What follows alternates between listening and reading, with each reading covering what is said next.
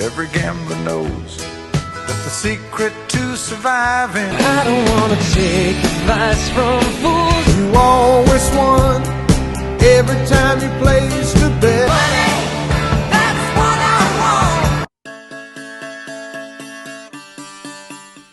I'm Joe Duffy, CEO of OffshoreInsiders.com, and you do not want to bet with a broken heart. In my handicapping infancy in the late 1980s, the Dutchman, and those of you who are longtime score phone callers, remember that bloke? Well, he was doling out copies of some advice column along the lines of golden rules of handicapping. Can't even recall most of the provisions, but I do recall they range from the obvious, like bet with your head, not with your heart, to the total bullshit, like only wager on an underdog to cover if you think they're going to win outright. All the other theorems were fairly unmemorable. I can't quote-unquote credit the author because I'm not sure who it was.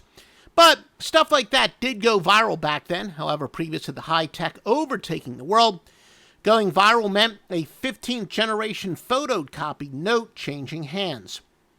Lost in the prudent but blatantly evident not betting with your heart is a more significant reality. Don't gamble with your broken heart.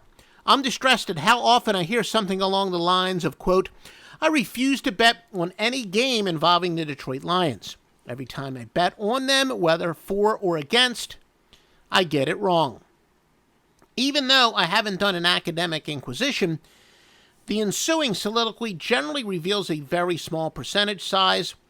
Further conversation uncovers a customary paradigm that the weeper bets on the foregoing team to repeat the performance of the last time they wagered for or against them. That is, if the team they bet on got annihilated, they will bet against that team, anticipating to again put up a fiasco effort. You know, I hear stuff like, they lost outright as a 10-point favorite. Next time I bet against them as an underdog and they won by 20 points.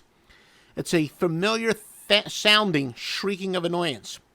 The fact that sharps bet on capricious teams to be unpredictable notwithstanding, it's still a knee-jerk reflex of the possibilities of betting for or against a certain squad based on a short-term heartache. As preposterous as swearing off unders because of a few tormenting setbacks. Most of us have been there, but only squares abandon the ship. Perchance there's a discernible cause and effect why someone has a bad read on a team. Objectively assess and determine why. Make alterations accordingly.